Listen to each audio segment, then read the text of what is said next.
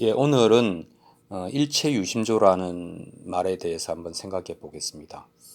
이것은 문자 그대로 보면 화엄경에 나오는 구절인데 문자 그대로는 이 세상을 마음이 만들었다 이렇게 아주 거칠게 이야기할 수 있겠습니다. 근데 이제 우리가 여기까지는 잘 알 수가 없잖아요. 하지만 이것을 현대 심리학이나 뇌과학적 차원에서 보면 우리 눈앞에 펼쳐진 세상은 우리가 해석한 세계다. 뭐 이렇게 표현할 수 있겠습니다. 이걸 조금 쉬운 말로 하면 세상은 마음먹기 달렸다.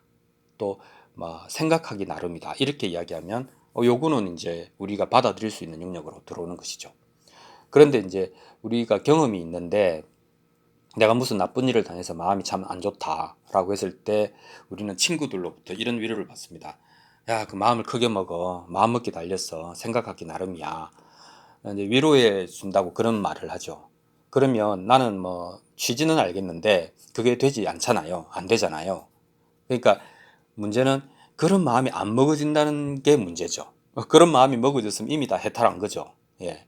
그래서 왜 그런가? 또, 또, 그렇게 잘 먹어지지 않는 마음을 왜 이렇게 강조했는가? 뭐 이런 얘기를 한번 해보도록 하겠습니다. 우리가 이제 마음을 여러 가지로 표현할 수 있지만 결국은 우리가 세상을 인식하고 반응하는 일종의 그 프로세스, 작업이라고 할 수도 있겠죠. 그래서 어떤 상황이 생기면 우리는 그 상황이 생겼다는 것을 이제 알아차려야 돼요. 못 알아차리면 그렇죠. 뭐 두메 산골에서는 전쟁 난지도 몰랐다고 하니까 상황이 있으면 그 상황을 알아차리는 겁니다. 그리고 세 번째로 이제 이 상황이 어떤 상황인가, 앞으로 어떻게 될 것인가 하는 것을 해석하고 예측하는 거죠. 그리고 의지를 가지고 결정을 하고 행동을 합니다. 그리고 마지막에는 그런 것들을 다 모아서 필요하고 중요한 것만 정리해서 기억으로 축적합니다. 그래서 불교에서는 이 다섯 가지 과정을 색수상행식이라고 해서 인간이라고 하는 것의 그 과정이라고 하는 것은 상황, 인지, 해석, 결정, 기억 이 다섯 가지가 끝없이 반복되는 축적의 결과다 이렇게 이야기하는 것이죠.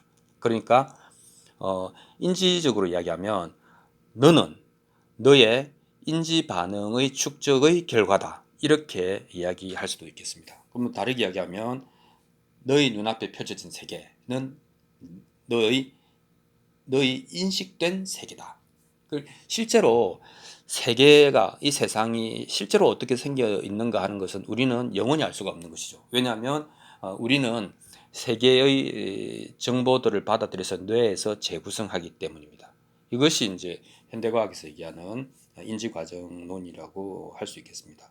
그래서 이 다섯 가지 인지 과정에서 어, 무엇이 작용하는가를 보면 그거는 비교적 분명합니다. 관심이 작용하는 겁니다. 그러니까 아까 상황이 발생해도 관심이 없으면 인지가 안 될 수도 있잖아요. 무슨 일이 일어났는지. 그러니까 남녀 차별, 남녀 평등에 관한 얘기할 때 어떤 경우는 남자들은 좀 잘 모를 수도 있죠. 그 감각이 좀 무딜 수도 있죠. 왜냐하면 남자들은 남녀 불평등에 대한 그런 아주 그 반복적이고 격렬한 것을 느낄 일이 별로 없었지 않습니까? 그러면 관심이 없는 거죠. 관심이 없으면 인식도 안 되는 거죠. 자, 인지 때도 우리가 뭘 알아차릴 때도 관심이 굉장히 중요합니다. 해석할 때는 이게 더 중요하죠. 해석은 해석을 하는 기준이 있을 거 아닙니까? 그 나의 관심사를 반영하게 되는 겁니다. 그리고 예측할 때도 마찬가지죠. 어떤 측면에서 이것이 좋을 것인가 나쁠 것인가 이렇게 이야기를 합니다. 물론 이 해석과 예측의 과정에서 기억이 소환되는데 이 기억도 나의 관심사를 반영해서 구성되어 있는 것이죠. 그리고 네 번째 단계 결정을 하고 행동하는 이 단계 또 마찬가지로 나의 관심사를 가장 잘 반영해서 결정하고 행동하게 됩니다. 그리고 기억은 말할 것도 없죠. 나에게 필요하고 중요한 것만 추려서 정리되어서 구조화시켜 놓습니다. 이 모든 과정에서 아까 관심이라고 하는 것이 작용한다고 했죠. 그래서 관심이 다르면 평가가 완전히 다릅니다. 그러니까 이제 세상이 어려울 때, 혼란스러울 때 서민들은 아이고 힘들다 이렇게 생각하지 않습니까? 그렇게 인식하잖아요. 근데 예를 들면 상인들이라고 하는 것은 혼란기야말로 기회다 이렇게 생각할 수도 있지 않습니까? 관심에 따라서 혼란이라고 하는 팩트는 똑같은데 해석과 거기에 대한 반응이 완전히 달라지는 거죠. 그래서 너는 너의 인식 과정의 결과다. 그게 너의 눈앞의 세계는 너의 인식의 결과다. 이렇게 얘기하고 저는 이것을 일체유심조라고 말하고 싶다는 것이죠. 그런데 관심이라고 우리가 했지만 이거를 다르게 이야기하면 욕망이라고 말할 수도 있는 거죠. 그러니까 이 세상을 우리는 욕망의 눈으로 바라보는 것이죠. 그래서 그 욕망은 아까 이야기한 것처럼 사람마다 다 다를 수가 있습니다. 그러니까 같은 상황이라도 다르게 보이죠. 그래서 욕망은 다 어떻게 보면은 다 조금씩 다를 수 있지만 보편적인 욕망을 벗어나지 않는 거죠. 이 생물을 인간은 생명체고 생명체의 보편적인 욕망은 딱 두 개밖에 없죠. 하나는 먹고 사는 거, 생존하는 거죠. 그리고 또 하나는 번식하는 거죠. 그러니까 이 두 개를 가지고 이 두 개를 최종 목적으로 해서 여러 가지 징검다리, 여러 가지 매개가 되는 욕망들이 이렇게 다양한 특색을 가지고 구성되는 크러스트처럼 구성되는 것이 한 개인의 욕망 체계라고 하겠습니다. 그게 관심이죠.